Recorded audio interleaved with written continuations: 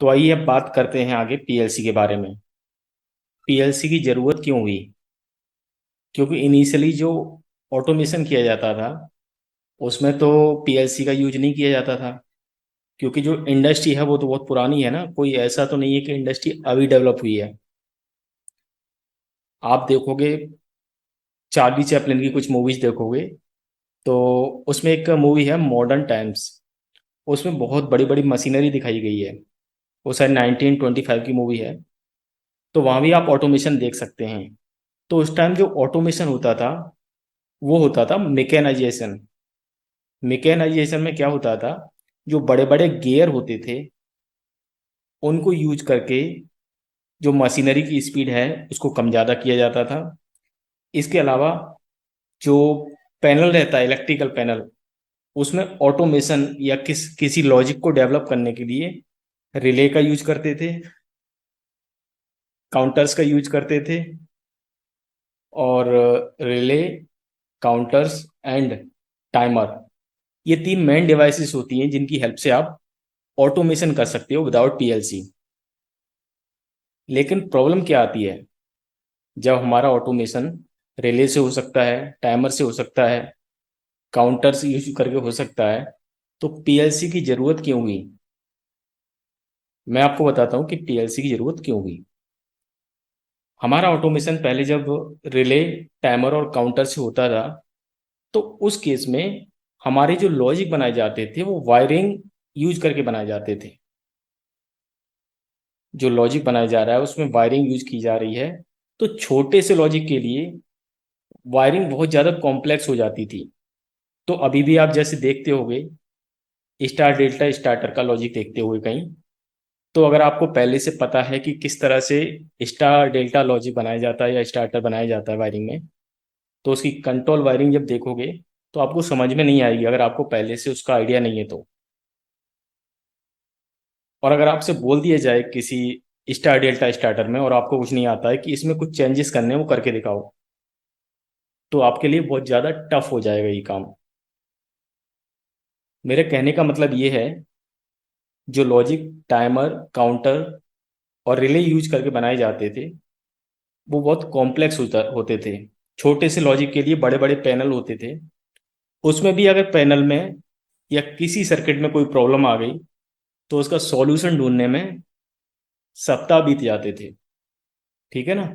इसके अलावा लॉजिक को कहीं मॉडिफाई करना है, कहीं चेंज करना है, तो उस केस में भी छोटे से मॉडिफिकेशन के लिए वायरिंग को चेंज करना पड़ता था, क्योंकि सॉफ्टवेयर तो कुछ था ही नहीं। तो अगर लॉजिक को चेंज करना है उस केस में वायरिंग को चेंज करना होता था। तो इन सब से परेशान होके कुछ ऐसा लाया गया कि जिसमें, जैसा आप देखते हो पीएलसी में, ऊपर की साइड से कुछ इनपुट्स होते हैं और नीचे की साइड कुछ आउटपुट होते हैं। तो उनकी वायरिंग तो फिक्स रहती है। इनपुट की वायरिंग फिक्स रहेगी, आउटपुट की वायरिंग फिक्स रहेगी। जो भी लॉजिक बनाया जाएगा वो पीएलसी के अंदर बनाया जाएगा, सॉफ्टवेयर में बनाया जाएगा। और लॉजिक बनाने के बाद उसको पीएलसी के अंदर डाउनलोड कर दिया जाएगा।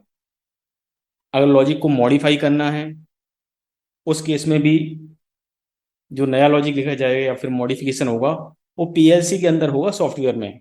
वायरिंग को चेंज करने की जरूरत नहीं है। तो ये तो हुआ पीएलसी होने से फायदा। पीएलसी होने से ये हुआ कि जो भी हमारा पैनल है उसका, जो पैनल का जो एनक्लोजर होता है या रूम है या स्पेस है वो बहुत कम हो गया। छोटी सी जगह में बहुत बड़ा लॉजिक आ गया। क्योंकि पीएलसी में जो रंग्स होती हैं, मैं आपको आगे के लेक्चर्स में बताऊंगा, तो जो प्रोग्रामिंग की जाती है रंग्स की हेल्प से की जाती है। तो जितने भी नेटवर्क होते हैं वो वायरिंग को रिप्रेजेंट करते हैं। आप उनको वर्चुअल वायरिंग की तरह समझ सकते हो।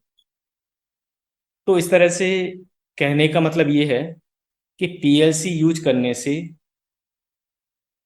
ये फायदा हुआ कि जो बड़े बड़े लॉजिक बनाए जाते थे रिले, टाइमर, काउंटर यूज करके, उनको हटाने के बाद जब हमने पीएलसी यूज किया तो हमारा जो लॉजिक है काफ़ी सिंप्लीफाई हो गया, छोटी सी जगह में आ गया।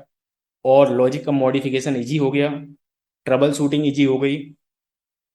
जो रिले वाले पैनल होते थे, अगर उनमें कोई दिक्कत हो जाती थी या प्रॉब्लम हो जाती थी तो उसकी ट्रबल शूटिंग में सप्ताह निकल जाते, कभी कभी महीना निकल जाते थे, और सबको लगना पड़ता था मल्टीमीटर लेके, क्योंकि सॉफ्टवेयर तो कुछ था नहीं।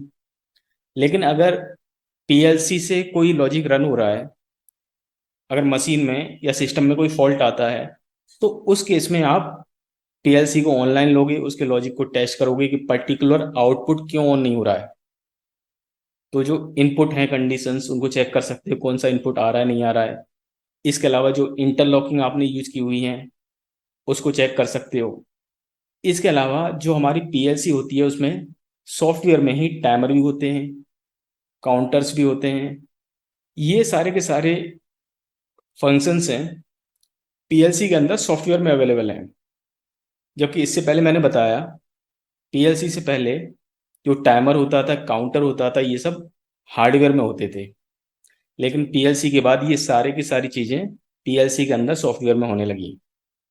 जब आपको प्रोग्रामिंग वाले लेक्चर्स में बताया जाएगा तो टाइमर किस तरह से यूज करते हैं वो बताया जाएगा, काउंटर किस तरह से यूज करते हैं, इसके अलावा डेटा रजिस्टर किस तरह से यूज करते हैं, और इसके अलावा कुछ मैथमेटिकल जो लॉजिक होते हैं या फिर इंस्ट्रक्शंस होती हैं उनको किस तरह से यूज करते हैं।